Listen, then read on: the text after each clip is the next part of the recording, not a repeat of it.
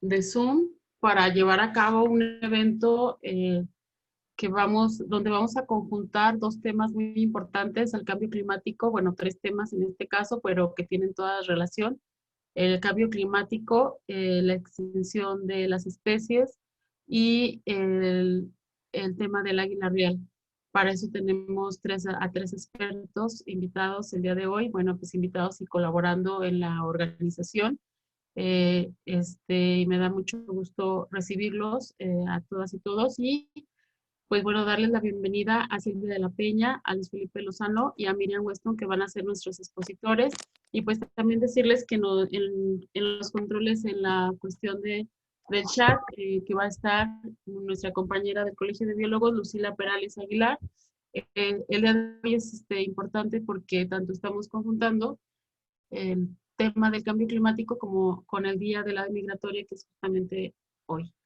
Muchísimas gracias. Les pedimos, como siempre, que tengamos nuestros micrófonos y las cámaras apagadas, bueno, excepto los expositores, para dar inicio a este día de trabajo del tema de cambio climático y Día Internacional de la ave migratoria. Para esto voy a presentar, para comenzar voy a presentar a Silvia de la Peña de la Vega, que ha sido entrenada personalmente por el expresidente de los Estados Unidos, Al Gore, y The Climate Reality Project para servir como líder voluntario de la realidad climática. Ella es ingeniera industrial, egresada del Tecnológico de Monterrey, Campus Aguascalientes, y cuenta con maestría en salud pública y ambiental, cursada por la Universidad de Birmingham en Reino Unido. Es miembro de la Hub de Global Shaper en Aguascalientes y lleva ya 3 años dando conferencias de cambio climático como líder de la organización Climate Reality Leadership Corps. Y pues le damos la bienvenida a Silvia y pues le pedimos que comience en este día especial. Muchísimas gracias. Adelante. Muchas gracias, Lupita, por la presentación. Y por la invitación en este día. Voy a empezar a compartir pantalla para la presentación. Muy bien. Y bueno, pues un poquito les voy platicando de, como ya mencionó Lupita, soy parte de dos organizaciones, de Global Shapers Community y Mariam también, la expositora que van a ver después de mí. Ella, bueno, la comunidad de Global Shapers nos encargamos de hacer proyectos sociales y somos parte también de Climate Reality Leadership Corps, donde se encarga la organización que surge en Estados Unidos de formar líderes de cambio climático que sepamos hablar y explicar toda la ciencia alrededor de lo que es esta gran crisis climática. Entonces, bueno, les platico un poco también de cómo empecé en este camino. Yo antes me dedicaba a hacer inspecciones en hoteles de seguridad e higiene, y entonces tuve la oportunidad de conocer muchos lugares hermosos, y también pues veía cómo afectaban las actividades humanas en todo este paisaje y ecosistema precioso que tenemos. Entonces, fue así como surgió en mí la necesidad de hacer algo más al respecto y me uní a estas dos organizaciones que ya les comentaba. Esta es una playa de Barbados, mi favorita. Y bueno, aparte de la carga de conciencia de todas las emisiones de CO2 que causaban mis viajes. Entonces fue como me uní a The Climate Reality Leadership Corps. Y hoy estamos justo empezando con el evento de 24 horas de realidad climática, que significa que varios líderes como Mariam, como yo, y entre otros, vamos a estar hablando de cambio climático alrededor del mundo. Y antes de comenzar, me gustaría que escucharan un mensaje del mismísimo Al Gore sobre la importancia de, pues de este tema, ¿verdad? A ver. Hello, everyone. I'm Al Gore, and I want to thank you for joining us today for 24 hours of reality countdown to the future. As all of you know, we're living through truly extraordinary times. You're like most of us. You look at these challenges that we're facing now, the climate crisis getting worse, COVID-19 pandemic, structural and institutional racism, the challenges to the operations of democracy, and you ask yourself, what can we do? How do we overcome these truly existential threats that are connected, and how do we build together the sustainable future and the just and fair future that we want and deserve? Well, the presentation you're about to hear and the discussion you're about to join is about these questions. Your host is an incredible climate reality leader that I personally have worked with, and through their presentation, you'll learn the science behind the climate crisis and why it is having such a devastating impact on the ecological balance of our planet. You'll also learn how the climate crisis is connected to the COVID-19 pandemic and is connected to the broader injustices and inequities, not only in the U.S. where I'm located, but around the planet. Just as important, you'll learn that we have the solutions, and you'll learn how we can work together to solve these crises, starting with a green recovery and with a just transition to clean energy and the technologies that can make our world better in every way. You'll learn what you personally can do to make a difference and to help us create the future that we want and that humanity deserves. So before I hand you back to your host, I want to say one other thing. Thank you for being a part of this global conversation.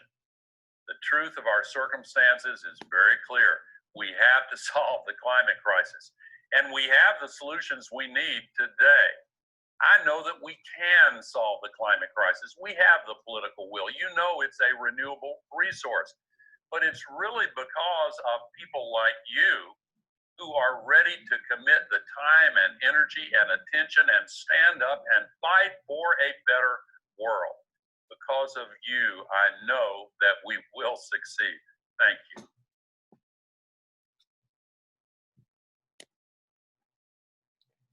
Pues muchas gracias por estar aquí a todos y vamos a comenzar con la presentación.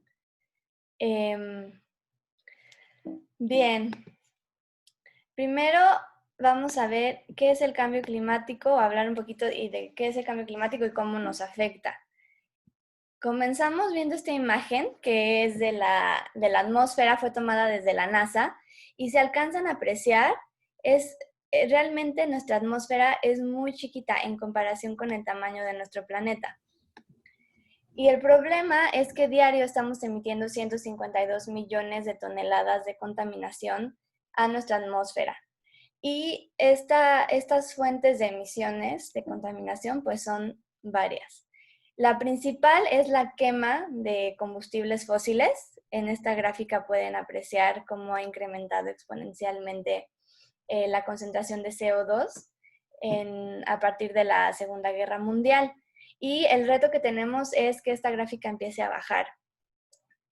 Otra de las industrias que contribuyen mucho, el 10% de las emisiones globales de estos gases es la industria de la moda. Por eso es tan importante saber de dónde proviene nuestra ropa. Y no podemos no mencionar la generación de residuos y su mal manejo, que contribuyen con el 7% de los gases de efecto invernadero, tan solo aquí en México.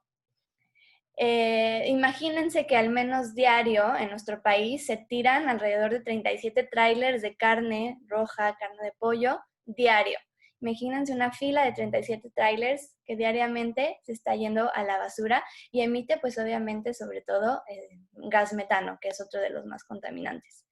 Aquí en Aguascalientes, el problema que tenemos es que son varios, perdón, me regreso a la diapositiva anterior. Tenemos muchos autos para el número de personas en nuestro estado. De hecho, según el INEGI, en el 2016 fuimos el 5º estado con mayor número de autos por habitante. Tan solo 6 de cada 10 hogares cuentan con al menos un vehículo. Y esto, pues obviamente genera más emisiones de CO2. Y a medida que aumentan estas emisiones de gases de efecto invernadero, se forma una capa alrededor de nuestra atmósfera que no permite que estos rayos del sol que entran y permiten la vida aquí en la Tierra se reflejen nuevamente al espacio, haciendo que la temperatura aumente por encima de lo normal. El primer efecto que podemos percibir del calentamiento global es el aumento de las temperaturas. De hecho, los últimos años, ya podemos decir que los últimos 5 años, incluyendo el 2019, han sido los más calientes registrados para nuestro planeta en toda su existencia. Y bueno, no sé si recuerdan que incluso en el 2018, algunos semáforos se derritieron en Coahuila, en el norte de nuestro país, por las altas temperaturas que hemos estado sufriendo. Y así a medida que aumentan y pasan los años. Con este aumento de temperaturas también aumenta la humedad y los océanos evaporan muchísima más agua a la atmósfera, haciendo que las corrientes atmosféricas y oceánicas cambien. Como se muestra en el siguiente video, estas corrientes oceánicas y atmosféricas se van volviendo mucho más onduladas. Así tenemos que los fenómenos meteorológicos como los huracanes y las bombas de lluvia, etcétera, se muevan mucho más lento por ahí por donde van pasando, impactando las ciudades y causando pues desastres tremendos, ¿no? Listo, siguiente. De hecho, este año fue la primera vez que se vieron 2 huracanes al mismo tiempo formándose en el Golfo de México. Les pedimos a todos los que nos están ahorita apenas se están conectando, pues que pongan en silencio sus micrófonos. Este video que ven aquí es en tiempo real, es una bomba de lluvia, es muchísima agua que precipita sobre un lugar muy pequeño causando inundaciones muy severas. Así tuvimos en el 2018, no sé si recuerdan, aquí en Aguascalientes, las fuertes inundaciones que sufrimos, sobre todo en el centro de la ciudad. Y también incluso en 2016 tuvimos una fuerte bomba de granizo, que en tan solo 18 minutos dejó el centro de nuestra ciudad totalmente nevado, como si estuviéramos en otro país. Estos fenómenos cada vez son más frecuentes. El año pasado cayeron 1.5 metros de granizo durante la noche en la ciudad de Guadalajara. Y bueno, a medida que el calor y este aumento de temperaturas evapora mucha más agua de los océanos, también lo hace con mucha mayor rapidez de nuestra Tierra, causando que en otras partes del mundo y de nuestro país tengamos grave problema con la pérdida de suelos. Aquí en Aguascalientes, por la deforestación, por la explotación de los mantos acuíferos, pero también exponenciado por el cambio climático, sufrimos de gran pérdida de suelos y de erosión. A medida que aumentan las sequías, también aumenta el número de incendios forestales. Este es un video en tiempo real. Me gustaría que pudieran apreciar la altura de estas llamas. No sé si a alguno de ustedes le ha tocado sufrir un incendio, pero no me imagino la angustia y el terror de tener que salirte de tu casa porque se esté incendiando tu colonia, tu fraccionamiento, tu ciudad. Aquí en Aguascalientes sufrimos de incendios forestales también.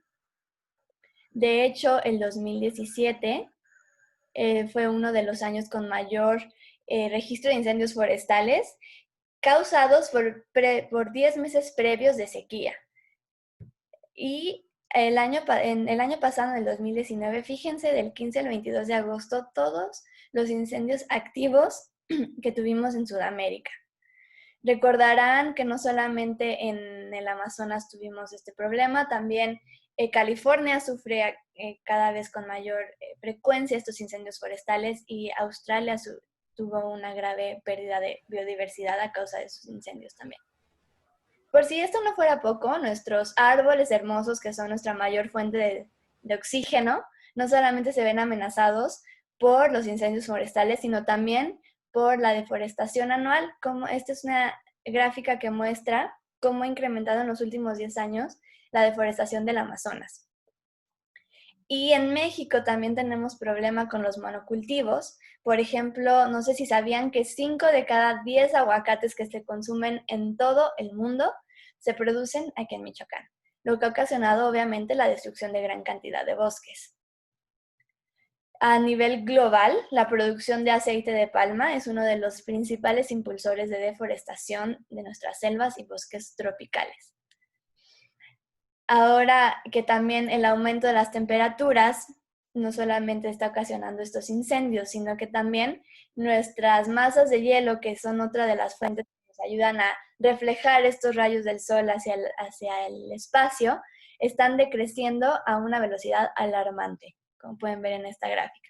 Y a medida que se descongelan los polos y nuestras capas de hielo, aumentan también las inundaciones en las zonas costeras. Por ejemplo, este video fue tomado por el equipo de Climate Reality en un entrenamiento en Miami. Y este es un día soleado, sin necesidad siquiera de lluvia. Se les llegan a inundar las calles por el aumento de la marea y el aumento del nivel del mar. Y de repente llegan a ver incluso hasta peces o pulpos en sus calles.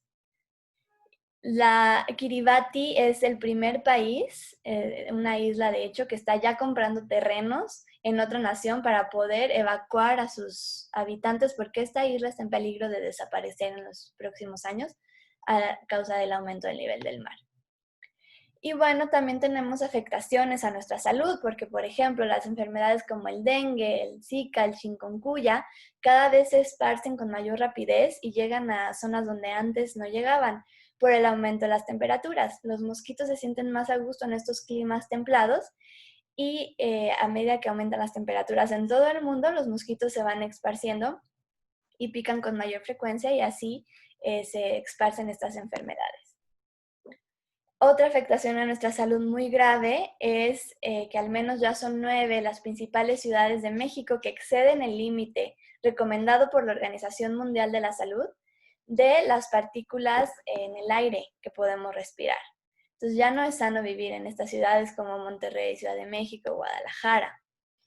De hecho, Aguascalientes hay días en los que llega a los 100 puntos IMECA. A nivel global, esta contaminación del aire matan a 9 millones de personas todos los años. Perdón, les comentaba que Aguascalientes llega a veces a los 100 puntos IMECA, que es el índice de medición de la calidad del aire y es el puntaje más alto. Y esto ya no es sano para nuestra salud.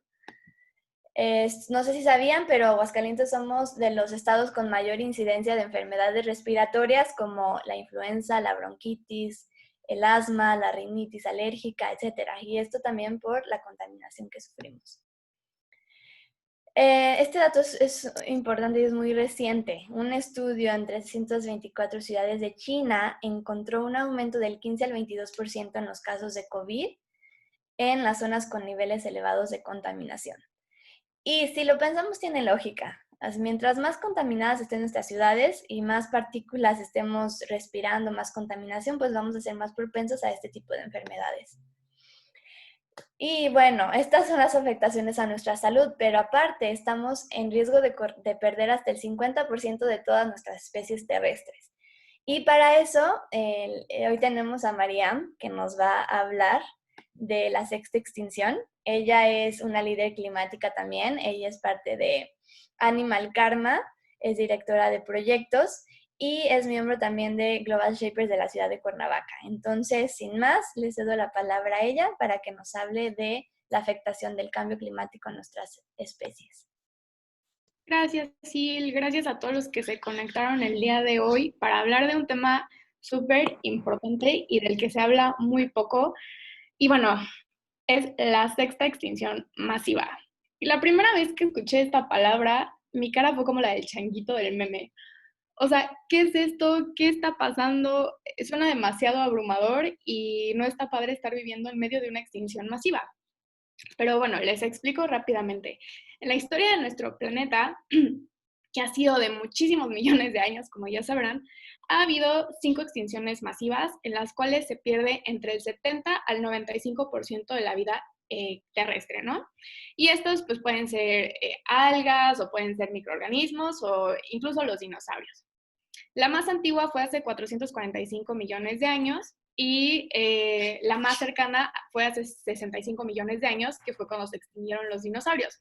Pero algo que caracterizaba a estas extinciones es que eran productos de fenómenos naturales. Por ejemplo, una explosión volcánica, cuando se estrelló el asteroide que nos dejó unas estrellas muy bonitas en Yucatán.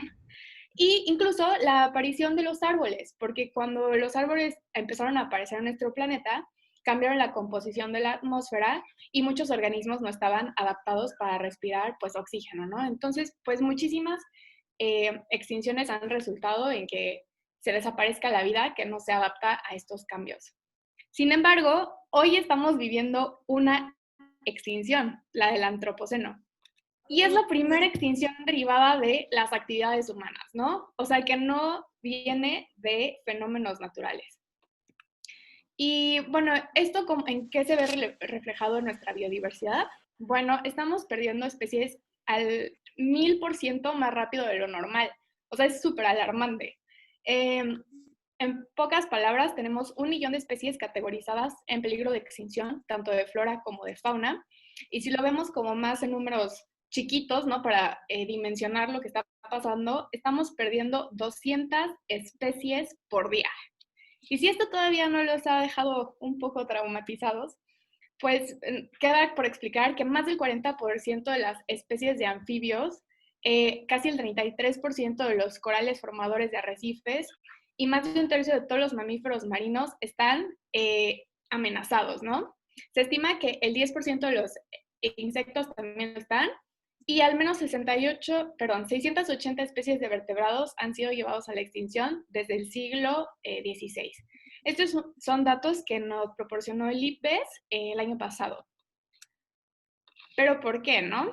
Bueno, un datito más profundo y centralizado en América, particularmente en Latinoamérica, es que recientemente este año la WWF, que es el World Wildlife Fund, sacó un reporte que sacan todos los años que se llama Planeta Vivo, y ellos estudian diferentes poblaciones en el mundo, ¿no?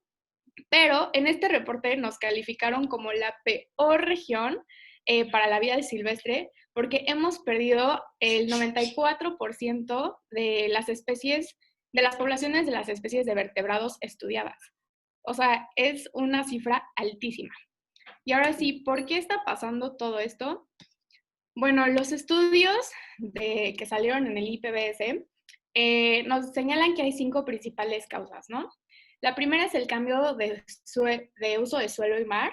No sé si ustedes sabían, pero 3/4 del medio ambiente terrestre han sido alterados por las actividades humanas, ya sea para expansión de la ganadería o de la agricultura, la deforestación, los desarrollos urbanos, etc. Y el 66% del mar también ha sido modificado por las actividades humanas, ¿no? Solo también como un dato duro, se sabe que esto es casi producto de cómo producimos nuestros alimentos y para que lo dimensionemos también 1/3 de la tierra se utiliza para tener animales de granja y cultivar alimentos que en su mayoría son utilizados para alimentar estos animales, ¿no? La segunda causa es la explotación directa de los organismos. Perdón, esta imagen es un poco gráfica, pero bueno, a veces siento que si no lo vemos no nos damos cuenta que está pasando. Es un rinoceronte que, bueno, son explotados casi diezmados hasta su extinción por la cacería para obtener su cuerno, ¿no? Que su cuerno está formado de queratina, pero tiene un alto valor en el comercio ilegal chino.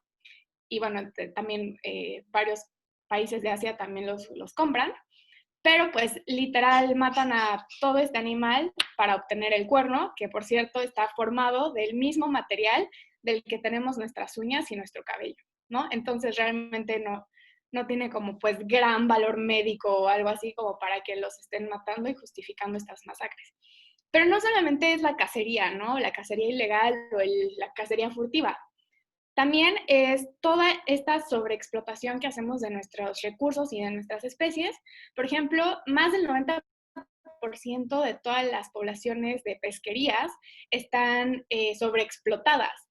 por el sobreconsumo que tenemos de estas especies y por no contemplar pues unos procesos más sustentables de aprovechamiento.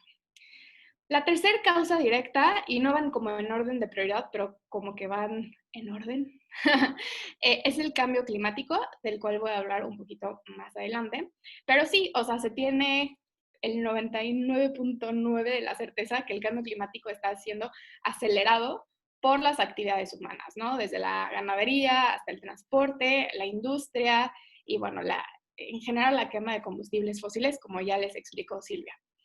Bueno, la cuarta causa es la contaminación. Es súper triste. Se cree que entre el 90 y el 98.7% de las aves marinas han ingerido alguna cantidad de plástico en su vida.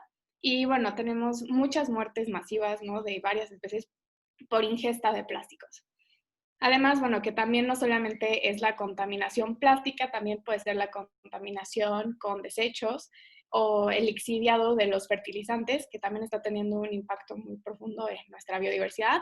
Un ejemplo más cercano es lo que está pasando en Yucatán con las granjas porcícolas, donde literal se tienen granjas de miles de cerdos en zonas o áreas naturales protegidas y se está contaminando con sus excretas los mantos acuíferos, ¿no?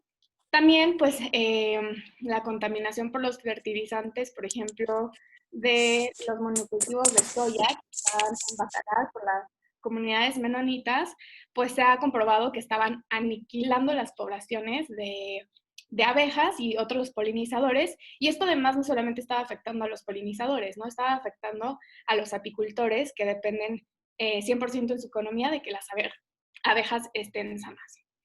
Y por último, pues está la cuestión de especies invasivas, que son todas estas especies que nosotros introducimos a un lugar donde no pertenecen y están teniendo un impacto en el ecosistema.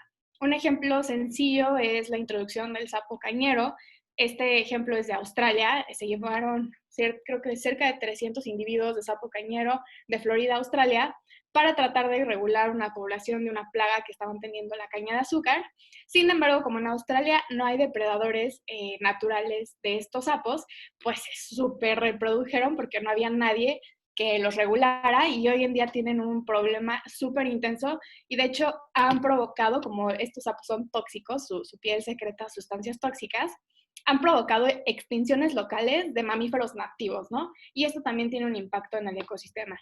Y bueno, miles de ejemplos de las especies invasivas, la tilapia, por ejemplo, que es este pez de consumo, a veces es liberado en zonas donde no debería estar y es tan agresivo que puede volver y dominar el ecosistema, desplazando especies nativas que tienen funciones específicas. Pero bueno, después de este breve, gran preámbulo, les quiero hablar del efecto del cambio climático en las poblaciones de diferentes especies. Y por lo general, cuando hablamos de cambio climático, pensamos en pingüinos o en los deshielos en la Antártica o en la Antártida. Y sí, o sea, sí son de las poblaciones más afectadas, pero ahorita les voy a dar otros ejemplos más locales. Sin embargo, pues esta foto del oso polar se tomó hace creo que 2 años y los osos polares dependen completamente del hielo para poder hacer sus cacerías.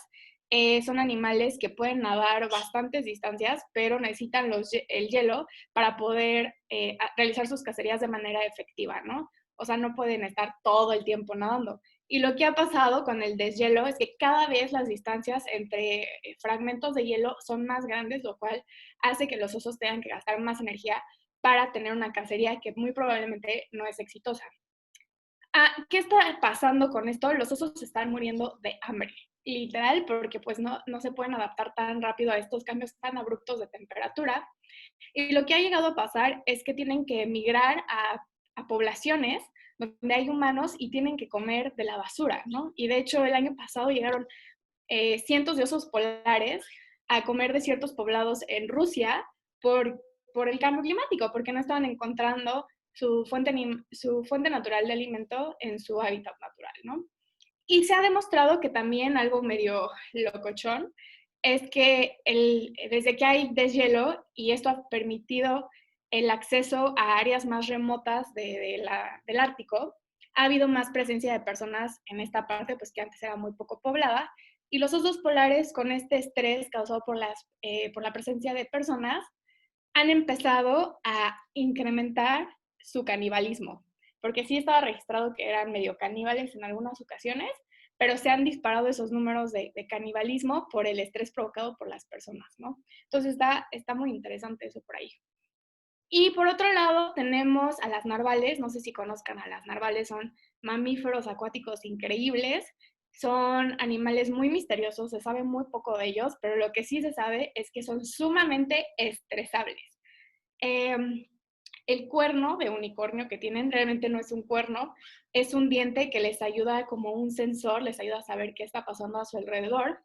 Y recientemente, como les comentaba anteriormente, por el deshielo se han permitido las rutas marítimas en la parte del Ártico. Perdón, mis pajaritos están saludando. Entonces, esto provoca que haya una mayor incidencia de tráfico en el Ártico y estos animales se están estresando, ¿no? De hecho, hubo un estudio reciente que pudo demostrar que bajan tanto sus latidos por minuto porque se sumergen y para sumergirse bajan sus latidos por minuto para tener más tiempo pues, de supervivencia bajo el agua. Y esto las puede llevar a que se mueran, ¿no? Se asfixian por el estrés de estar evitando los cruceros o todos estos cargos que van pasando en las nuevas rutas marinas que se abren por el deshielo. Y bueno, como les decía, siempre que hablamos de cambio climático, la regla es pensar en los osos polares, en los pingüinos, en el deshielo, pero en realidad el primer animal que ya se extinguió ya está desaparecido de la faz de la Tierra por esta razón, es el Melomi, ¿no? Y el Melomi también es conocido como la rata cola de mosaico. Es un animalito, un marsupial que vivía en Australia, en una región muy específica, y esta pequeña isla no alcanza más de 3 metros sobre el nivel del mar. Entonces, cuando empezó a incrementar la temperatura, pues obviamente empezó a aumentar el nivel del mar y se cree que por esto se extinguió este animal, ¿no? O sea, desde el 2016 se notificó que estaba extinto, que ya no se había visto. Y bueno, pues es que también su alimento se redujo en un 97% por la expansión del nivel del mar sobre la Tierra.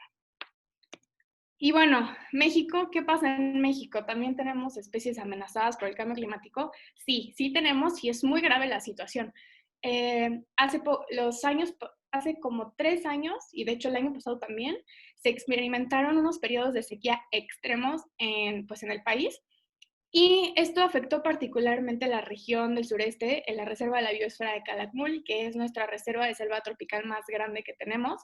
Tiene 730,000 hectáreas de reserva y bueno, ahí habitan grandes poblaciones y poblaciones muy importantes de mamíferos y bueno, etcétera, de especies de nuestro país, ¿no? ¿Y qué pasó aquí? Por la sequía hay unos cuerpos de agua que se llaman aguadas. Las aguadas están adaptadas para recibir agua durante la época de lluvia y la composición del suelo permite que se retenga el agua por un periodo prolongado de tiempo hasta que vuelvan a caer las siguientes lluvias. Pero ¿qué pasó? Es que no volvió a llover y si llovía, llovía muy poco. Entonces las aguadas se fueron secando y los animales que dependen de estas lagunas someras para tomar agua, pues se quedaron sin su fuente de agua, ¿no? Y bueno, también se afectaron varias poblaciones de personas, pero las personas pueden ir y comprar agua y los animales no. ¿Y en qué derivó esto? Pues los animales estaban tan desesperados por tomar agua que esta especie, por ejemplo, el tapir, que es este animal por acá, es el mamífero terrestre más grande del neotrópico, el más grande que tenemos en México también, se tenía que ir a las comunidades a tomar agua de las vacas, o incluso hay unas fotografías del año pasado donde literal hay unos policías dándole de una botella de PET, ¿no? Así, porque estaban tan desesperados por tomar agua que perdieron el miedo a los humanos, ¿no? Lamentablemente también hubo muchos casos de animales que fallecieron por la deshidratación y como medida de mitigación, pues la CONAMP, bajo el proyecto de Especie en Riesgo, decidieron poner bebederos artificiales, ¿no? Para que los animales encontraran fuentes de agua. Pero pues esto no está bien, ¿no? O sea, está bien que hayan mitigado eso, pero no es algo que debería estar pasando si no fuera producto del cambio climático. Y no solo eso, hoy en día por ejemplo, les cayó este ciclón durísimo hace poquito y luego a los 3, 4 meses les cayó Delta, ¿no?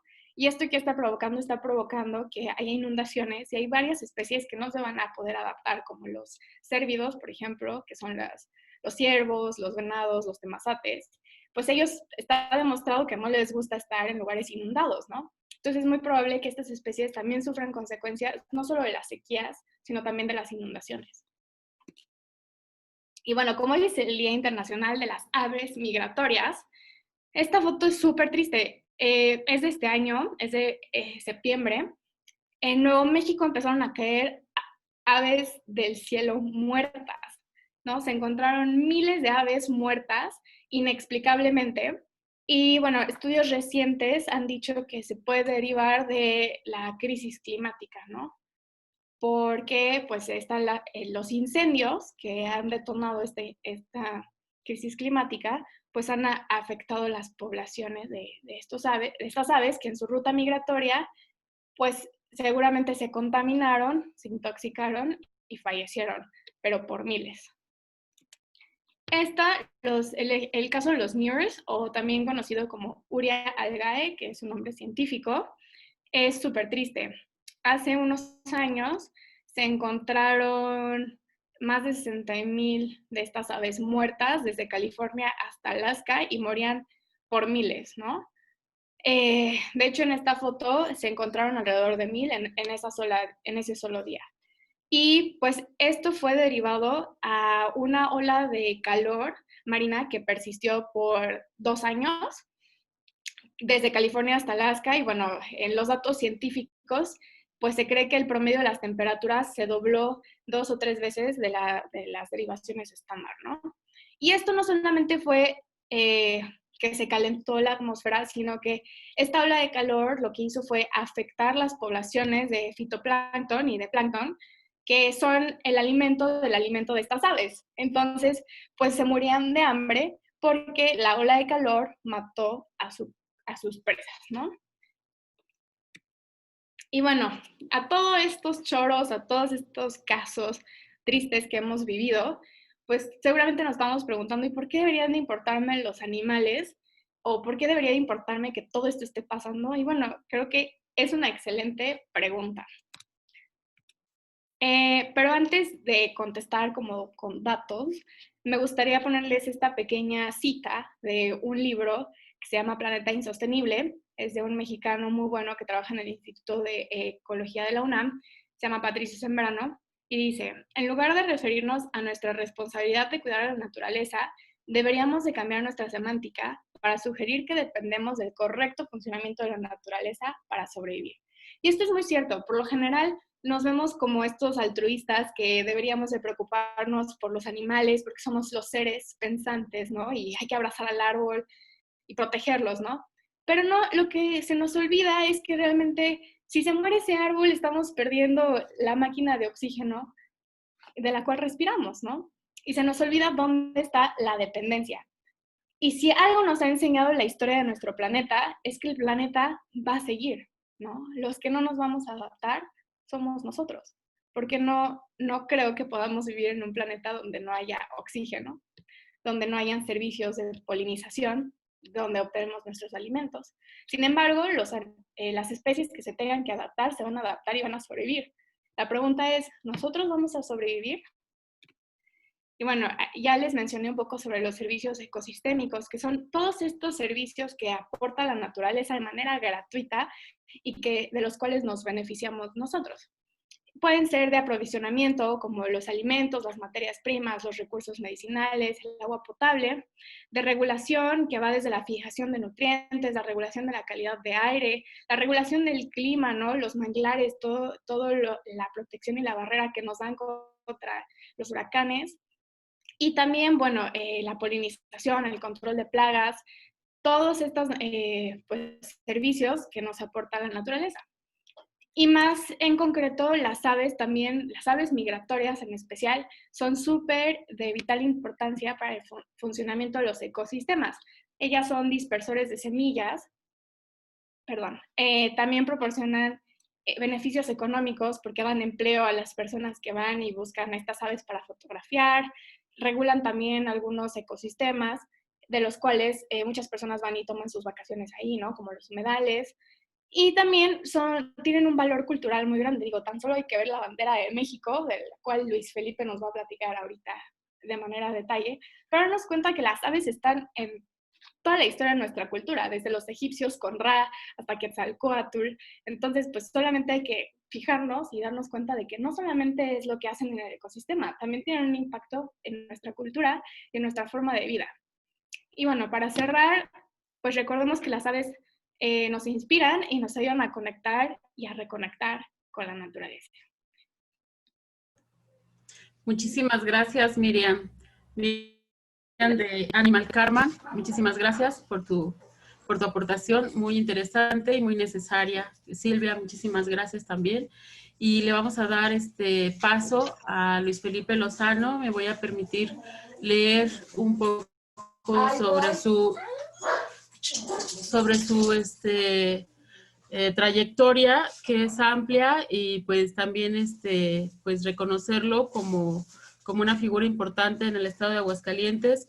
Él es biólogo egresado de la Universidad Autónoma de Aguascalientes, con una maestría en conservación y gestión de la naturaleza por la Universidad Internacional de Andalucía en España, y estudió posgrado en biodiversidad en Japón. Varios diplomados en humedales, restauración ecológica, sistemas de gestión ambiental, cambio climático, entre otros. Cuenta con 20 años de experiencia en el sector público y privado en materia ambiental. Ha elaborado y promovido decretos de áreas naturales protegidas municipales, estatales y federales, y sus programas de manejo en diferentes estados del país.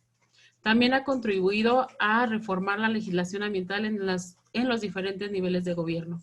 Es autor y coautor de los libros Águila Real, Símbolo Vivo de México, Águila Real, el símbolo nacional de México en riesgo, Biodiversidad de Aguascalientes, Estudio de Estado, Estrategia Estatal para la Conservación de la Biodiversidad en Aguascalientes, Catálogo de Especies en Riesgo y Prioritarias del Estado de Aguascalientes, entre otros. Recibió de manos del Secretario del Medio Ambiente y Recursos Naturales del Gobierno Federal un reconocimiento por sus aportaciones al conocimiento, conservación y protección del águila real en México. También recibió la medalla de Miguel Ángel de Quevedo en el 2010, otorgada por el Congreso del Estado de Aguascalientes, a él por su trayectoria, y que le mereció el premio al mérito ambiental. Actualmente es consultor del Programa de Naciones Unidas en colaboración con la Comisión Nacional de Áreas Naturales Protegidas, y coordina el programa de conservación del águila real en México a través del monitoreo de la población, la capacitación a comunidades, estudios de telemetría satelital, así como en otros diversos proyectos de conservación en el país. Les pedimos que le demos el uso de la voz a Luis Felipe, y pues nada más recordarles que en breve, cuando terminemos esta ronda, pues también Silvia y Miriam nos van a dar un aviso sobre la sorpresa que tenemos para el día de hoy. Por estar conectados, vamos a tener un incentivo muy interesante pues a nivel ambiental. Adelante, Luis Felipe. Sí, muchas gracias.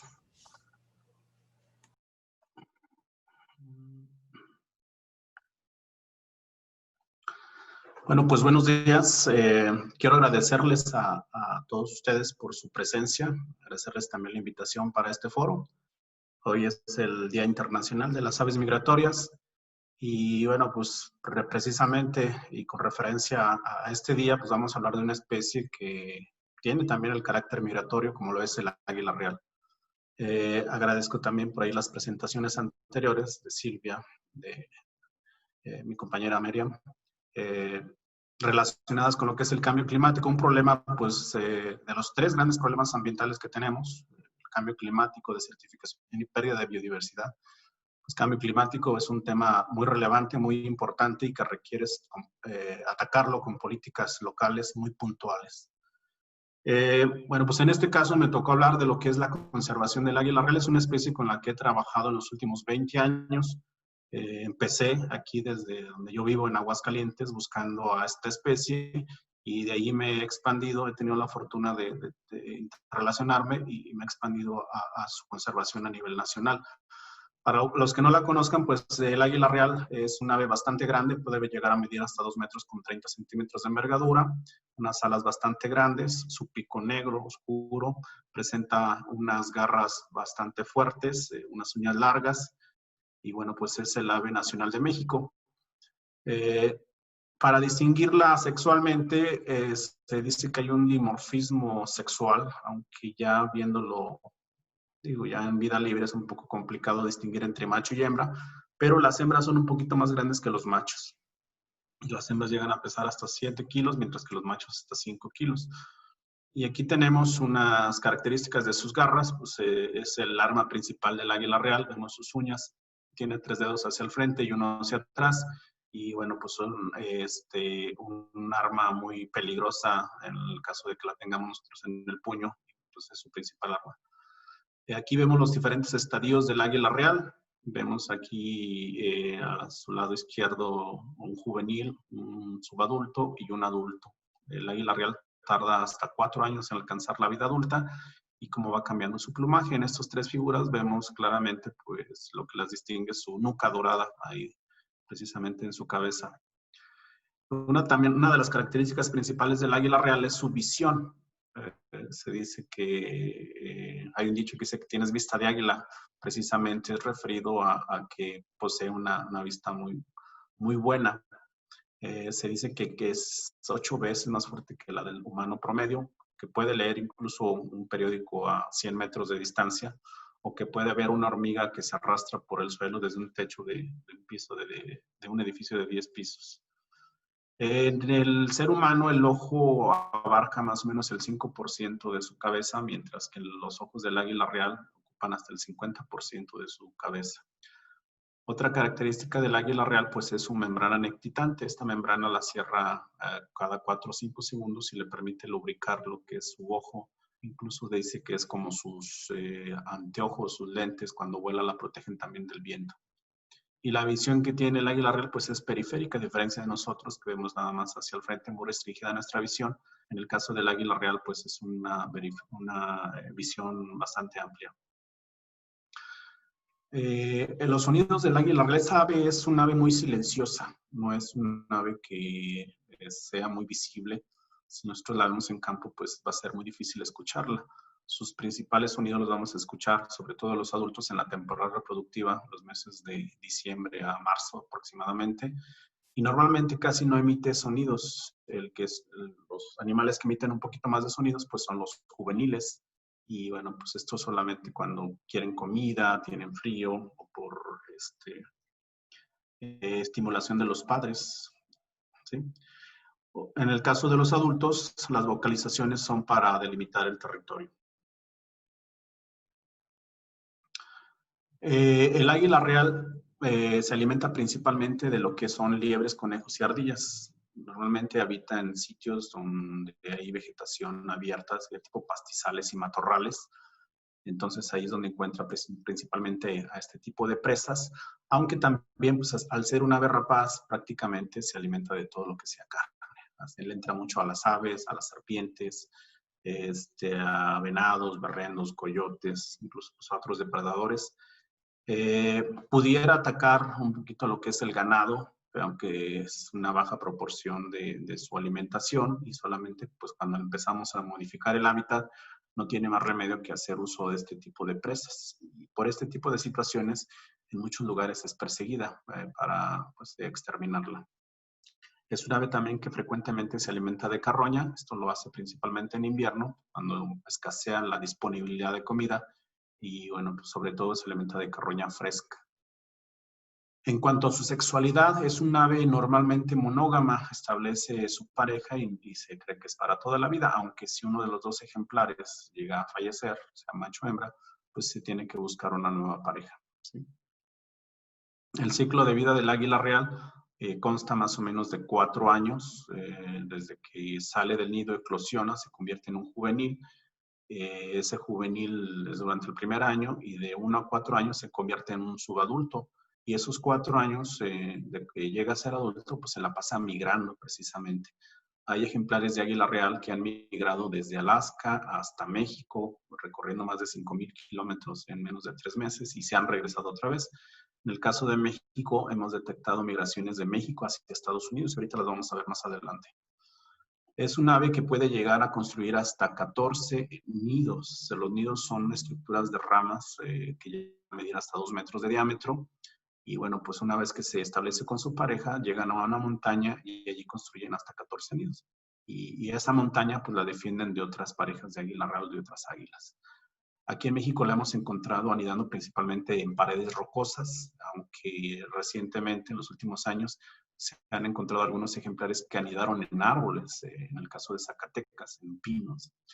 En otros lugares es un ave bastante adaptable, puede llegar a anidar hasta en estructuras de origen humano. Y también es importante decir que los nidos los construye cerca de los sitios de alimentación. Es decir, el principal factor que limita la distribución del águila real en sus áreas de distribución es precisamente la disponibilidad de comida. Y aquí vemos un ejemplo de lo que pudiera ser un territorio de anidación. Al centro vemos los puntitos que pudieran ser hasta 14 nidos. Vemos una línea amarilla donde se la pasa el 90% de su actividad cerca de sus zonas de alimentación, pero puede llegar a expandirse hasta la línea roja. Esto se le conoce como territorio de anidación y todo este lugar es solamente de una pareja reproductiva. Entonces es un ave que le gustan las zonas abiertas, evita las zonas boscosas, selváticas, aunque también es un ave cosmopolita. Puede habitar en zonas de tundra, zonas muy frías, zonas muy calientes o zonas templadas. Su tasa reproductiva es muy baja, puede llegar a tener hasta 1 o 2 crías por año. Normalmente saca una sola cría por año y bueno, pues las crías dependen de sus padres desde que nacen hasta, digamos, en el mes de marzo, abril, hasta lo que es diciembre, permanece ahí con sus padres. Luego abandonan a sus padres y bueno, pues tardan 4 años en alcanzar el estado adulto. Pues en ese crecimiento se dice que hay una alta mortalidad, muchos juveniles mueren porque no aprenden a cazar bien, porque no encuentran comida o bien porque tienen problemas con la infraestructura humana. Entonces aquí vemos una gráfica de su temporada reproductiva. Normalmente los nidos los construyen entre enero y febrero. La puesta sale en más o menos también en esta temporada, enero-febrero. Y los huevos se eclosionan en primavera, lo que es marzo, abril. Se crean en el nido durante unos 3 meses y después de esos 3 meses permanecen con sus padres otros 4 o 5 meses y ya posteriormente el macho los aleja para que nuevamente entrar en etapa reproductiva. El águila real es un depredador tope, está en la cumbre de la cadena alimenticia, no tiene enemigos naturales, controla pues, poblaciones de herbívoros, incluso de algunos otros carnívoros, y ello permite la conservación y el balance de herbívoros en el bosque. La importancia que tiene esta especie, aparte desde el punto de vista ecosistémico, desde el punto de vista cultural, sus plumas han sido muy apreciadas ya desde tiempos antiguos. Aquí vemos un ejemplo, por ejemplo, de las culturas norteamericanas prehispánicas, precisamente que las plumas del águila real, particularmente de juveniles, eran muy apreciadas, eran un símbolo de poder. Entonces, quien portara este tipo de plumas, pues era la autoridad máxima dentro de las culturas. En el caso de México, pues también el águila real fue muy venerada. Se han encontrado ejemplares de águila real, de esqueletos de águila real en lo que es el Templo Mayor recientemente, con ofrendas precisamente, y se comprueba que los aztecas conocían perfectamente el águila real.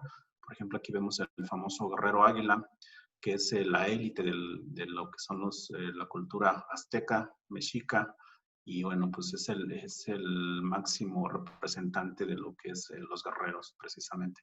Aquí vemos a la derecha un huachicali, que es una vasija donde pues, depositaban los corazones de las víctimas que ellos sacrificaban precisamente para ofrendar a los dioses, y vemos que tiene figura de un águila real. Y pues de ahí parte también la famosa leyenda donde los mexicas encontraron a un águila real devorando una serpiente parado sobre un nopal, precisamente en el lago de Texcoco, y ahí y ahí fundaron Tenochtitlan. En el caso de otros lugares, por ejemplo en Europa, el águila real también ha sido muy venerada, muy representada. Aquí vemos diferentes símbolos. Vemos el símbolo de San Juan Evangelista, por ejemplo, en la Biblia. Vemos el símbolo del águila romana y vemos el símbolo de otras diferentes casas, reinos de Europa. En México, pues es el ave nacional de México. Aquí tenemos nuestro escudo nacional. Desde 1968 hay una ley que dice cómo se debe representar el escudo nacional.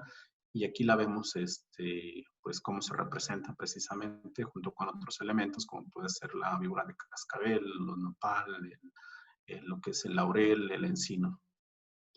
¿Qué es lo que está afectando al águila real aquí en México, su supervivencia? Pues muchas amenazas. La principal y la que se menciona siempre en todo tipo de problemas ambientales es la modificación y lo que es la transformación de su hábitat.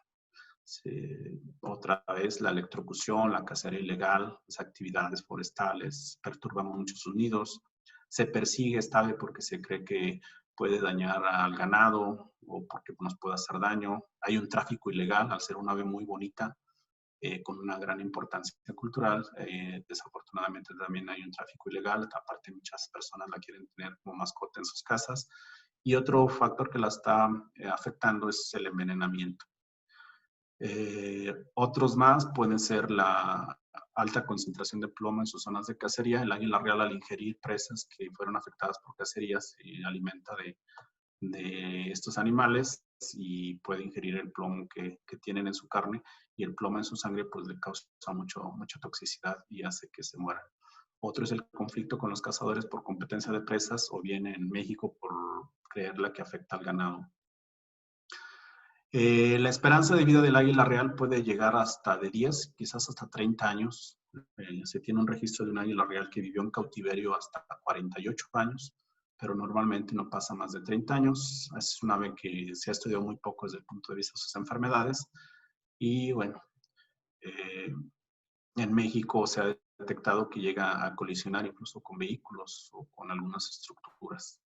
En el caso de México, está considerada como una especie en riesgo en la norma oficial 059, en la categoría como una especie amenazada, aunque a nivel internacional, en la lista roja de la IUCN, está considerada como una especie de preocupación menor. Es decir, que sus poblaciones a nivel internacional se consideran que están estables, y en el caso de México, pues las tenemos consideradas como una especie que está en peligro de desaparecer. Aquí vemos las diferentes subespecies de águila real. Tenemos 6 subespecies a nivel internacional.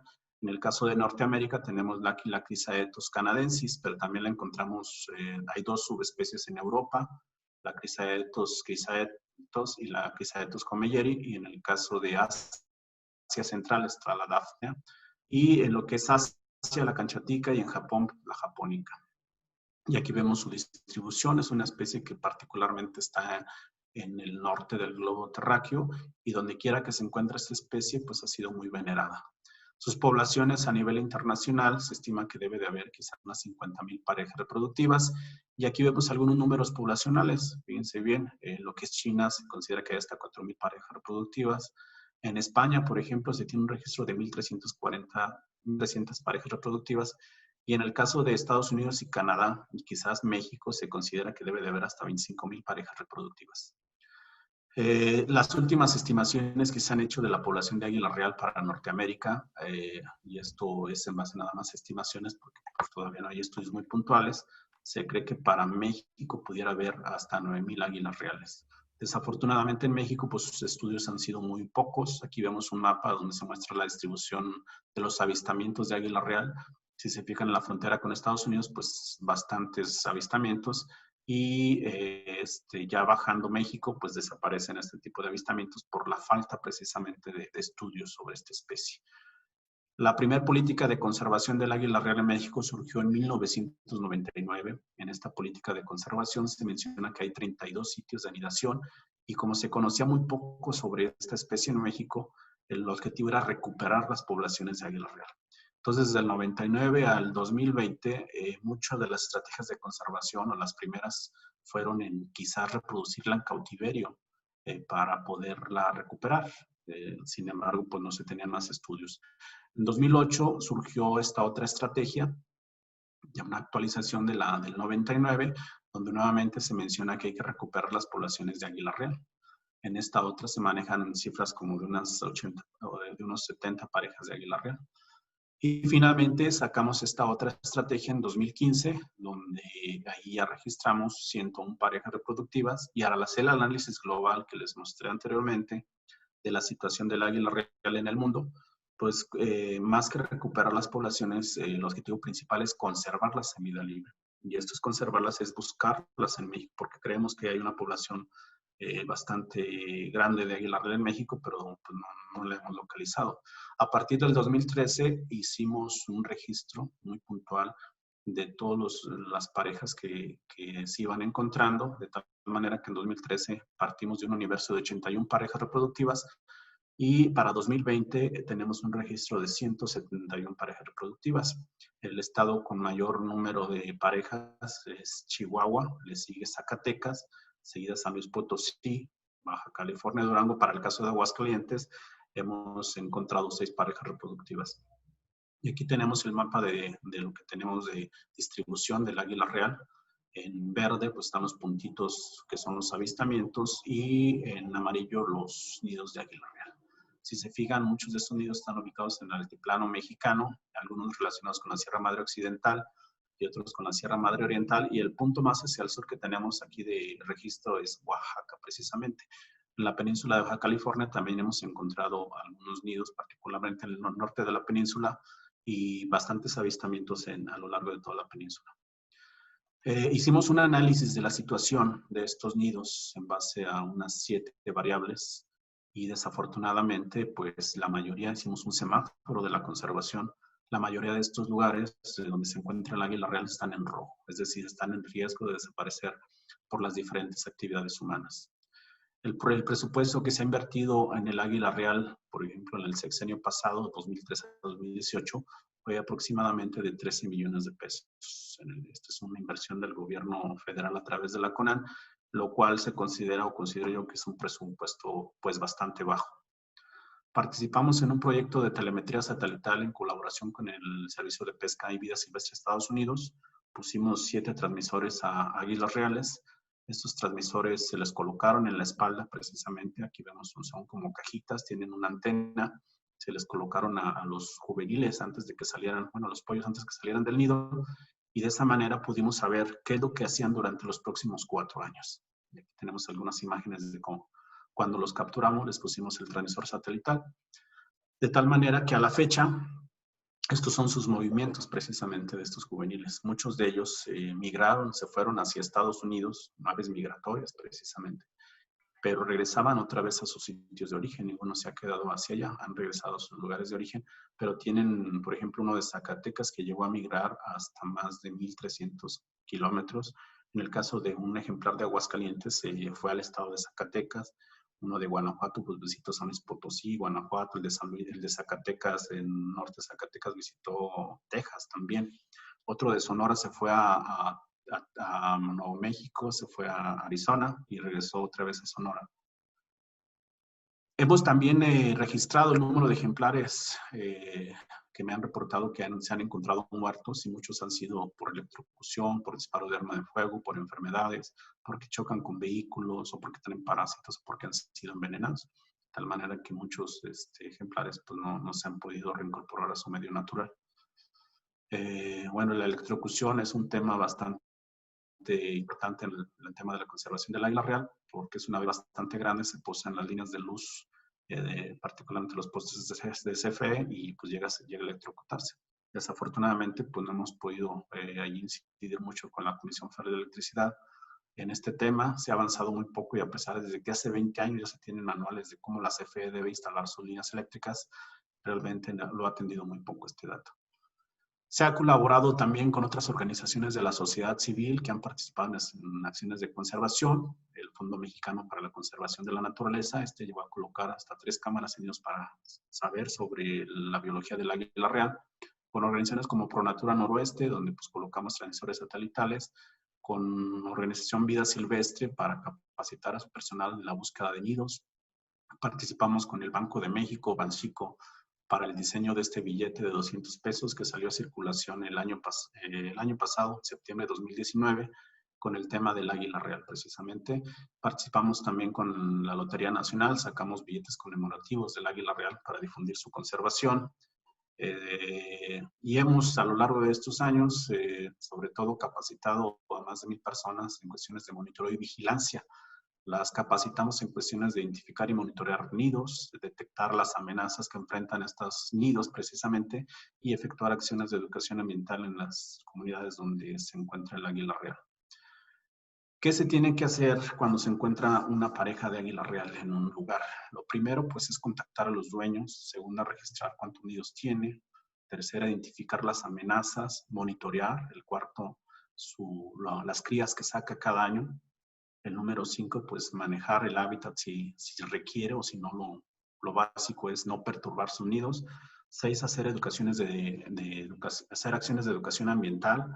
El 7, promover alguna figura legal de protección, como puede ser un área natural protegida. Contar siempre, el 8, con asesoría de personas expertas en la conservación de esta especie. El 9, seguir con estudios de hábitat, de presas, de zonas de cacería. Y el 10, que también no menos importante, pues que tenga una vigilancia permanente para que no detectar las amenazas y denunciarlas.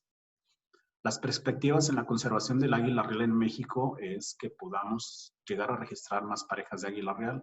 Les decía que tenemos ahorita un registro de 171 parejas reproductivas, lo cual es un número muy bajo. Para ponerlo en perspectiva, en Estados Unidos, pues ellos tienen el águila calva. El águila calva ya su población llegó a estar en riesgo. Eso fue hace 50 años. Sus poblaciones estaban cerca de 400 parejas. Después de 50 años, sus poblaciones ya llegan a más de 10,000 parejas. En el caso de México, tenemos un registro ahorita, 2020, de 171 parejas. Pues imagínense la gravedad del asunto. Nos hace falta mucho conocimiento sobre esta especie. La meta es que para 2024, que a lo mejor es muy ambiciosa, podamos llegar a tener hasta un registro de 1000 parejas reproductivas. Quizá la podríamos extender hasta 2030. Y que de esos lugares sepamos realmente si se están reproduciendo o no. La idea también es que haya una oficina, impulsar una oficina específica para la protección del símbolo nacional y que promueva que los lugares donde se encuentre, al ser el ave nacional, se encuentren en la categoría de un área protegida temporal, particularmente en la temporada reproductiva, lo que es de diciembre a junio.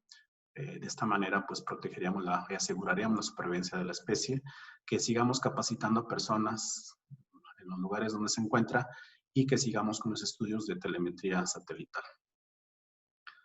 Y por mi parte es todo. Muchas gracias. Si tienen alguna duda, pregunta, comentario, aquí estamos a sus órdenes. Muchísimas gracias, Luis Felipe, por esta aportación tan interesante y pues que nos hace también como las aportaciones que nos hizo Miriam y Silvia, pues a ponernos a pensar, a desarrollar en nuestra mente algunas acciones como para aplicar en nuestra vida diaria y si se puede en colectivo, ¿verdad? Le pido por favor a Lucila Perales si nos hace favor de comentarlo, si hay alguna pregunta o algún comentario en el chat. Lucila. Sí, tenemos una pregunta. ¿Me escuchan? Perfecto, adelante. Bueno, dice José Roberto Salas que tiene una duda sobre la migración de las aves a distintos lugares, que observó que las aves migraban en mayor cantidad entre los meses de marzo, abril y mayo, y que tiene duda que por qué ocurre así. Si alguien gusta contestar, a nivel internacional se han declarado 2 días del ave migratoria, precisamente por los hemisferios, y se tiene el segundo sábado de mayo y el segundo sábado de octubre, justamente por eso, por los patrones que siguen diferentes aves según el lugar. No sé si alguien quiere intervenir de los ponentes. Luis Felipe. Sí. Bueno, dice aquí que las aves migraban en mayor cantidad en meses de marzo, abril y mayo. Normalmente las aves migratorias, la temporada fuerte de migración es en invierno, los meses de octubre a marzo, y migran pues obviamente por el clima, se alejan de las zonas frías, se van a zonas más calurosas. En el caso del verano, sí hay algunas aves que migran en verano. Yo he visto, por ejemplo, en el caso aquí de Aguascalientes, que llegan los famosos chinitos, y esos llegan en verano, o algunas otras migran en verano por cuestiones reproductivas. Pero no sé en sí en esta pregunta a qué especie se refiere. Todo depende de la especie, porque pues, las aves acuáticas, su temporada es migratoria, es en invierno. Ya algunas otras especies, muy en particular, lo hacen en verano, pero por cuestiones de reproducción. Adelante, Muchas gracias. Lucila. Sí, hay otra pregunta. ¿Qué mecanismos de regulación hay al respecto en términos de impacto por colisión contra los aerogeneradores y otros posibles efectos adversos de los parques eólicos sobre la fauna y la ecología del paisaje?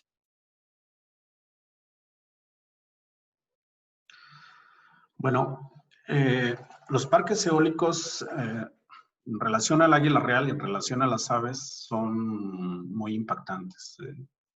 Se dice que son lugares donde se instalan, pues son prácticamente cementerios para las aves, a los murciélagos, otros tipos de animales que vuelan. Entonces, sí tienen un impacto bastante fuerte en las poblaciones, desafortunadamente, y esto parte de estudios de telemetría satelital que se han hecho en Estados Unidos y en Europa, donde sí hay una correlación entre la mortalidad de águila real y la presencia de parques eólicos. ¿Qué es lo que se está haciendo? Pues ahorita lo que yo he visto es que están modificando un poquito la estructura de lo que es las aspas. Prácticamente son aerogeneradores sin aspas, pero pues en lo que se da esa transición de tecnología, en México ya no la instalaron. De hecho, uno de los lugares donde más parques eólicos hay y donde más está provocando afectaciones es en el istmo de Tehuantepec. Si ustedes ven allí las migraciones de las aves en Norteamérica hacia el sur, pues ahí es donde se hace como un embudo y sin embargo, pues ahí están estos parques eólicos y están afectando muy fuerte a las poblaciones de las aves. Desafortunadamente, pues se está haciendo muy poco porque paradójicamente el cambio climático nos dice que debemos de utilizar lo que es energías alternativas, en este caso eólica o solar, pero pues también tienen sus efectos colaterales. También los paneles solares nos provocan muchas afectaciones, pérdida de hábitat, afectan el paisaje.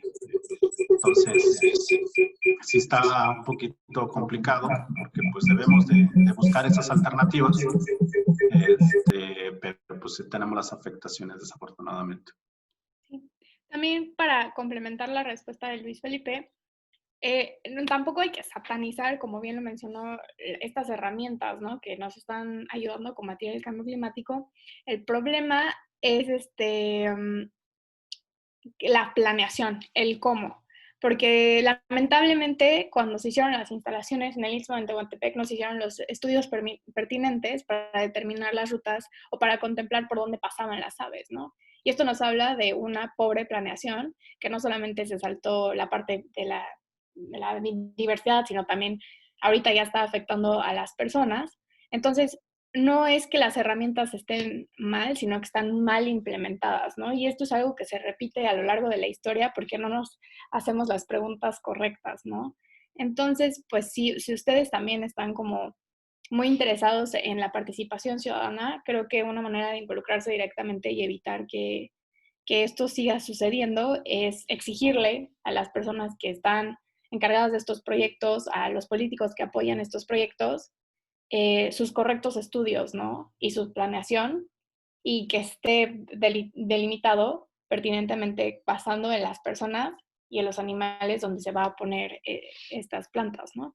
Y es un problema que se repite en la península de Yucatán también con las celdas fotovoltaicas que se pusieron literal casi en áreas naturales protegidas, ¿no? Entonces, pues sí es un problema, pero no es el problema per se de la herramienta, sino de la planeación.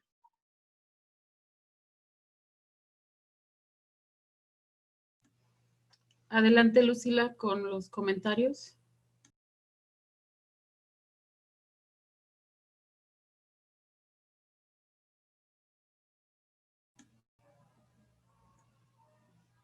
No sé si se le silenció micrófono, pero aquí habla sobre... ¿Está Lucila? Sí, perdón, sí, bueno, ¿me escuchan? Adelante. Sí, sí, gustas adelante con los Sí, comentarios. disculpen. Bueno, nos comentan, bueno, Azul nos comenta que antes se pensaba que el cerebro de las aves evolucionó de pequeño a grande, y así las aves tenían una mayor capacidad de adaptación al entorno, pero estudios recientes han descubierto que el proceso fue inverso. También nos comenta José Roberto que también existe otra especie de ave, el colibrí pico ancho. Esta fue avistada en Calvillo y su fisonomía es característica gracias a la forma de su pico y su color rojo. Según se ha visto, existen mayoritariamente aves adultas y de género masculino y se distribuyen al sur de Estados Unidos y en toda la República. También nos pregunta Yasmín que cómo poder apoyar o involucrarnos como ciudadanía para el rescate del águila real o de las aves migratorias. Sí, bueno, en el caso de cómo involucrar, lo principal es, y más que el águila real y a todas las especies, pues respetar a la naturaleza, donde quiera que se encuentre. En el caso del águila real, ahorita nos está ayudando mucho el esquema de Naturalista, donde es una plataforma que puedes tener en tu celular, puedes fotografiar o puedes registrar tanto avistamientos como alguna acción o actividad que la esté afectando. Entonces, pues una forma de ayudar es registrarla donde quiera que la encontremos, ya sea que la avistemos o encontremos algún nido, hay que registrarla o reportarla a las autoridades. Y ya, pues, si se quiere uno involucrar más, pues hay que acercarse a las instancias correspondientes. Puede ser alguna instancia del gobierno federal, a la CONAN o alguna área natural protegida que tenga algún trabajo con el águila real. Otra es también, si se quiere ya involucrarse más, pues salir a dar pláticas a las escuelas, a los niños, a los jóvenes, a los adultos, sobre la importancia de conservar al águila real. Entonces yo creo que hay diferentes maneras, todo es cuestión de tener un poquito de iniciativa para, y sobre todo en el tema del águila real, puede ser también de las aves migratorias. Justo, y si me permiten agregar también, no solamente para proteger las aves, sino para ser parte de la solución del problema de cambio climático, deforestación, etcétera, también nos gustaría invitarlos a que se unan justamente a nuestras organizaciones. Está Climate Reality Project, se pueden unir, pueden ustedes después capacitarse, dar la presentación, hablar de sus temas, que cada quien estoy seguro que trae algún tema donde son expertos. Y hoy los queremos invitar a que ahorita en cuanto terminemos esta plática, se registren. Les voy a mostrar una diapositiva, si me permite un poquito. La sorpresa que estábamos comentando, porque por cada uno de ustedes, justo en este evento que estamos celebrando también hoy de 24 horas de realidad climática, por cada uno de ustedes que ahorita nos están viendo, les vamos a pasar justo esta página, 24hoursofreality.org. Ahí se pueden meter para que pongan sus datos y vamos a plantar un árbol junto con la organización One Tree Planted. Y bueno, estos árboles se plantan con la organización en diferentes partes, etcétera, pero queremos que por cada uno de ustedes pues estemos plantando un árbol que nos ayuda también a seguir generando oxígeno, a reducir el CO2 y a seguir dándole hábitat a nuestras aves. Otra de las acciones que los invitamos a tomar en América Latina es firmar la carta abierta pidiendo a los gobiernos ratificar e implementar el Acuerdo de Escazú y conectarse, como les comentaba, con Climate Reality en América Latina vía correo y redes sociales si quieren involucrarse en más de nuestros eventos que estamos haciendo a lo largo del año. Entonces, ahorita les voy a poner aquí el link y de una vez les comparto, por ejemplo, si alcanzan a ver en la pantalla, este es el link que les vamos a pasar. Le tienen que bajar un poquito aquí a la pantalla. Después del mapa viene tomar acción inmediata en tu comunidad y aquí, aunque sea en inglés, en este recuadro de color verde-azul, ponen su nombre, su correo, su país qué les gustó de la presentación y le dan aquí en Submit, en el botón negro, y así ya estarán contribuyendo con un árbol, al menos a través de nuestra organización. Entonces, dejaré de compartir pantalla, les voy a pasar el link para que lo puedan hacer. Y bueno, es una de las cosas en las que podemos ya tomar acción inmediata con solo un clic. Y también, pues yo les quiero compartir acciones que podemos tomar todos los días. Más un segundito, déjenlas pongo en la presentación. Desde la ciudadanía, porque siento que muchas veces suena muy abrumador todo lo que está pasando y muchas veces no sabemos ni por dónde afrontarlo, ¿no? Voy a compartir pantalla. Y... Ay, un segundo, soy medio tronca para... Ya está. ¿Sí pueden ver la pantalla, Sil? Sí. Perfecto. Algo que les podría recomendar para no solamente ayudar a las aves, sino toda nuestra biodiversidad, y no puedo dejar de hacer hincapié en esto, es reducir o evitar el consumo de carne y de lácteos. ¿Por qué? Porque como les mencioné en mi presentación, estamos utilizando 1/3 de la tierra simplemente para tener ganado y producir comida que en su mayoría se utiliza para alimentar a las vacas, ¿no? O sea, dimensionémoslo. Para 1 kilo de carne se necesitan 6,000 litros de agua. O sea, no solamente estamos hablando de la deforestación que se lleva a cabo para producir la ganadería extensiva, y lo cual tiene un impacto en nuestros ecosistemas de manera directa. De hecho, todos los incendios que están pasando hoy por hoy, se está incendiando el Pantanal en Brasil, ¿no? Que es zona núcleo de las poblaciones de jaguares del mundo, se debe a la ganadería extensiva, ¿no? ¿Y qué pasa? Viene de todo este consumo masivo que tenemos de este producto. Entonces, si nosotros empezamos a reducir o evitar el consumo de carne, de verdad que vamos a empezar a salvar el planeta desde nuestra cocina. Y bueno, no solo eso, o sea, estamos hablando de que es un riesgo muy grave para nuestra salud. Todos estos animales, como están en lugares muy pequeños, encerrados la mayoría de los casos, pues es muy fácil que haya propagación de enfermedades. Entonces lo que se está haciendo es llenarlos de antibióticos, ¿no? Para evitar la propagación de enfermedades, y esos antibióticos no los estamos comiendo, no los estamos comiendo a través de la carne que estamos comprando en el supermercado o en los restaurantes como McDonald's, como Burger King, o incluso los restaurantes como Nice Gourmet, donde pues te venden este Kobe beef, ¿no? Que no sabemos ni de dónde viene y que probablemente esté lleno de hormonas y demasiados medicamentos, que además, según la OMS, es un riesgo para la salud latente en el mundo, porque estamos siendo más vulnerables a enfermedades, porque estamos disminuyendo, o estamos más bien incrementando la resistencia a los antibióticos a través de nuestra dieta, ¿no? Entonces, pues sí, es algo grave, además de todas las pandemias que se pueden desatar, digo, saludos COVID, ¿no? Y todo lo demás que puede surgir del consumo o del modo de la producción de carne, ¿no? Entonces, a menos que nosotros tengamos nuestra vaca de armario, nuestra vaca de jardín, y nos encarguemos de que sea una producción completamente sustentable de lácteos o de carne, lo mejor es, de verdad, se los pido, reducir o evitar el consumo de este producto. Y otra forma de ayudar es el consumo responsable, ¿no? O sea, tener idea de dónde vienen nuestros alimentos, volver a tener esta relación con nuestra comida, ¿no? Cuando vamos al súper y vemos una manzana ahí, pocas veces nos detenemos a pensar de dónde vino esa manzana, ¿no? Y si ustedes van ahorita a su cocina, les apuesto que si agarran una manzana y le ven la sticker que trae, dice importada de Estados Unidos o de Washington, ¿no?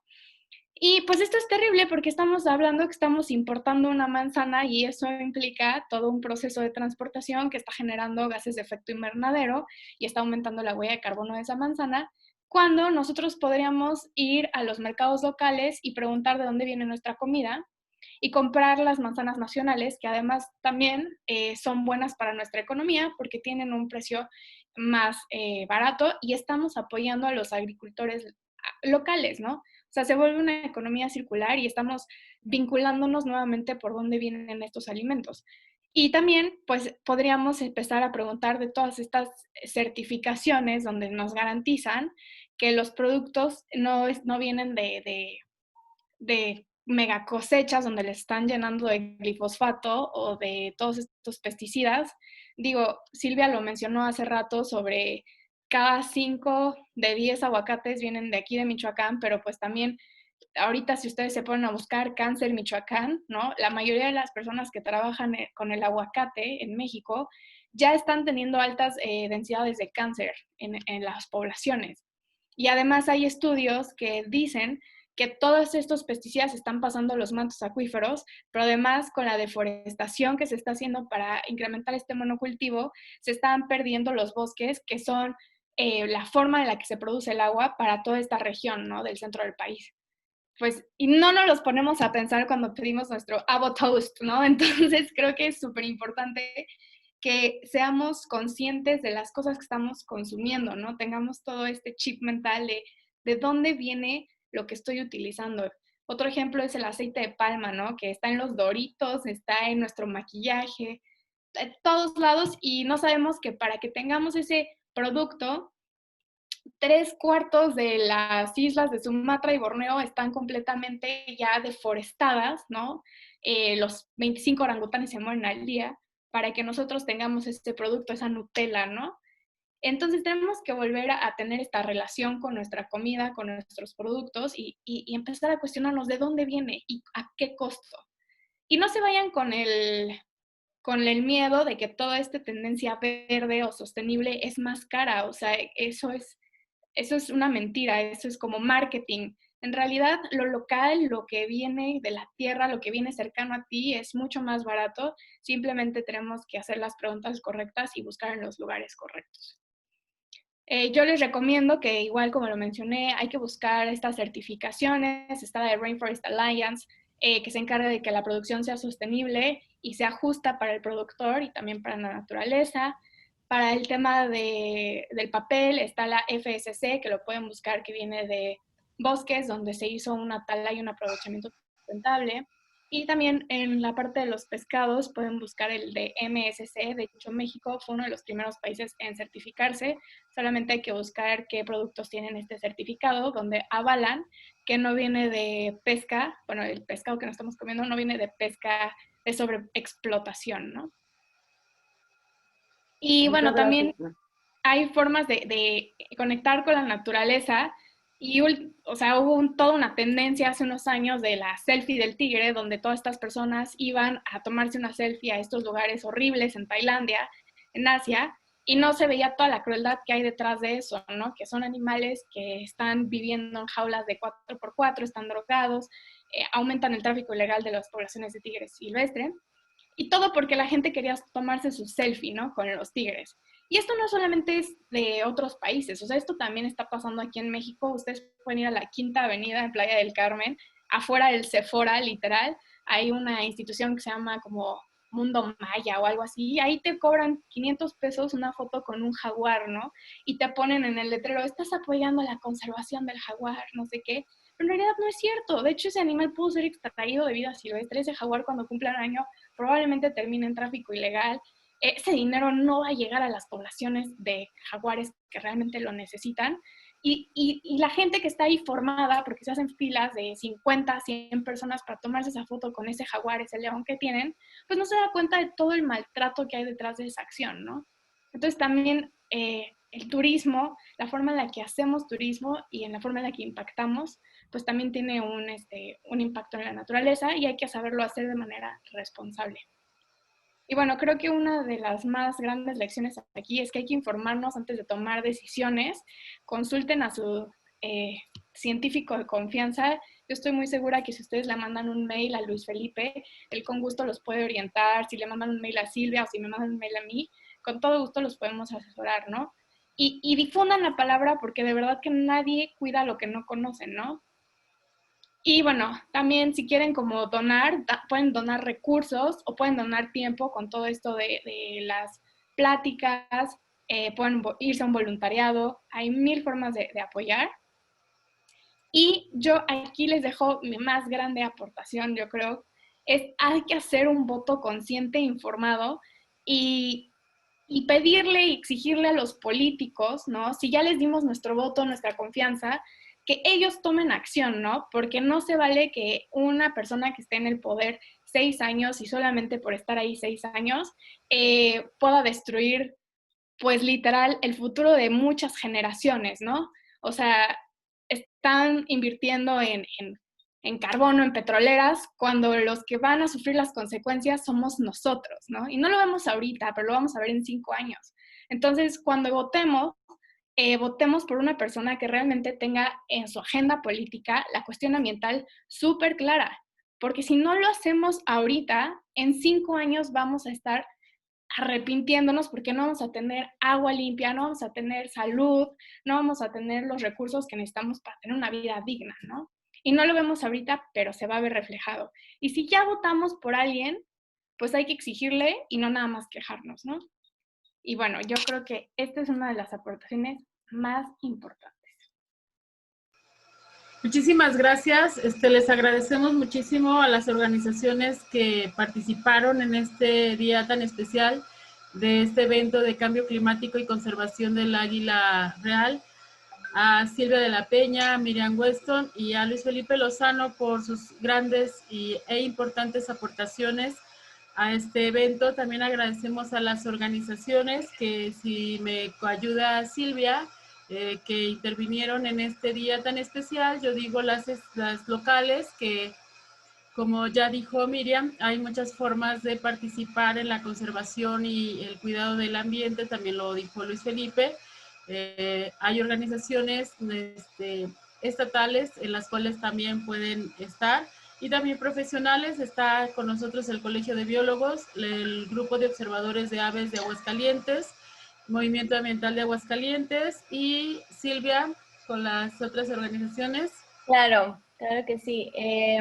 Animal Karma, gracias a María Weston, directora de proyectos de Animal Karma, The Climate Reality Project, que es de donde venimos también María y yo como líderes de cambio climático.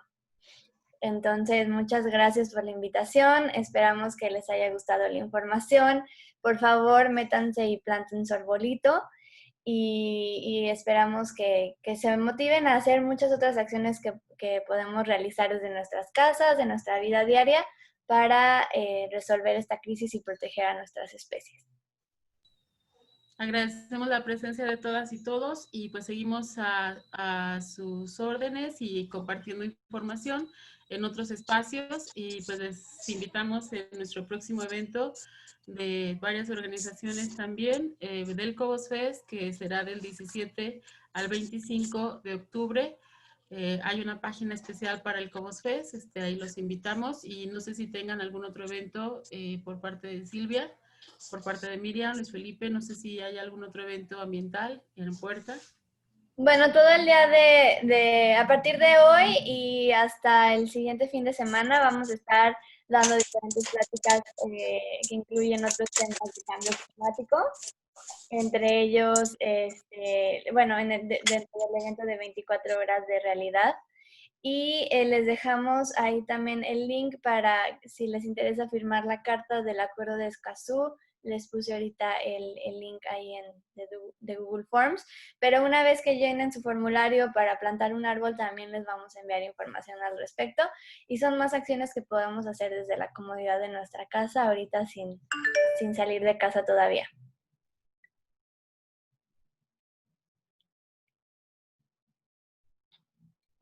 No sé si hay otros eventos en Animal Karma o con Luis Felipe en sus diferentes actividades. No, solo aquí aclarar algunos comentarios. Me ponen, soy médico veterinario y no sabes de lo que hablas. Hay muchísimos estudios científicos que prueban lo que estoy hablando. Les podemos proporcionar con mucho gusto todos estos estudios. Y sí, las vacas son un gran problema. También me comentan que la carne roja industrial es un alimento de nuestras células cancerígenas. Sí, eso también es cierto. Y bueno, no sé si vamos a leer los comentarios. Sí. Yo creo que ya damos por terminado por ahora. Si gustan dar sus redes sociales, si son tan amables, porque ya el tiempo estamos sobre el tiempo, ya llevamos 1 hora y media. Claro. Sí, Sí, pues son tan amables de poner sus redes en las, en los comentarios para que se puedan comunicar y les puedan mandar un mensaje y podamos continuar con el diálogo respetuoso y con acciones que podamos hacer desde lo local. Pues un orgullo haberlos tenido el día de hoy, Silvia, Miriam, Luis Felipe, y a todas y todos los que estuvieron presentes. Muchísimas gracias a todas las organizaciones que hicieron posible que esto fuera, y pues también a la presencia, y quien esté interesado en que se siembre un árbol a su nombre, pues adelante con el cuestionario que ya nos compartió Silvia, y muchísimas gracias. Hasta pronto. Gracias a todos por conectarse. Gracias. Hasta luego. Gracias. Lupita, hola, hola.